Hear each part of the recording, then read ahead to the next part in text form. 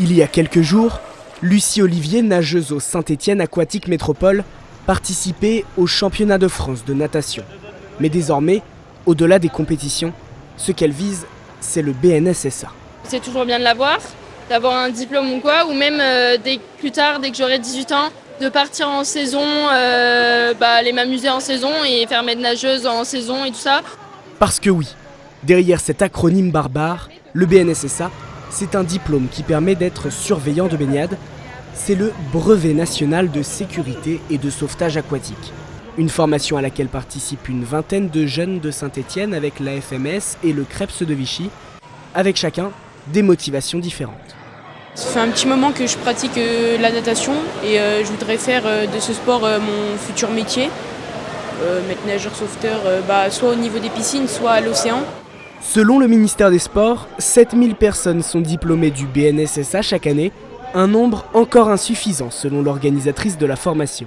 Il y avait une pénurie, il y a toujours d'ailleurs une pénurie de maîtres nageurs et il y avait un manque de formation, d'organismes de formation dans le département. Donc on a mis en place cette formation du BPGEPS AAN donc pour être maître nageur sauveteur il y a une dizaine d'années. Et là, plus récemment, on se rend compte qu'il y a une pénurie aussi de BNSSA. Et c'est pour ça que depuis cette rentrée, on propose la formation. D'ici à l'examen, les stagiaires majoritairement âgés de 17 ou 18 ans ont un programme d'entraînement bien chargé. On leur apprend tout ce qu'ils auront à faire à l'examen, donc c'est-à-dire les apnées, les prises de dégagement. Il y aura aussi du travail avec palme, masque et tuba. Et la tenue essentielle aussi du maître nageur quand on est en tenue de travail, donc habillé, d'être capable d'aller chercher une victime et de la sortir. Et si l'entraînement se fait en piscine, ils sont déjà plusieurs à rêver de la plage, à l'image de Lison. La formation pour aller en mer, elle est encore différente. Et du coup, j'aimerais bien par la suite passer aussi celle-ci. C'est un peu différent, c'est un peu plus intéressant, je trouve. Mais après, dans tous les cas, on est obligé de passer par une formation un peu de base comme celle-ci pour connaître les gestes de premier secours.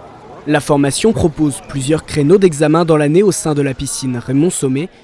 Et pour les stagiaires, ce n'est que le début des cours, mais une fois le diplôme en poche, ils pourront se jeter dans le grand bain.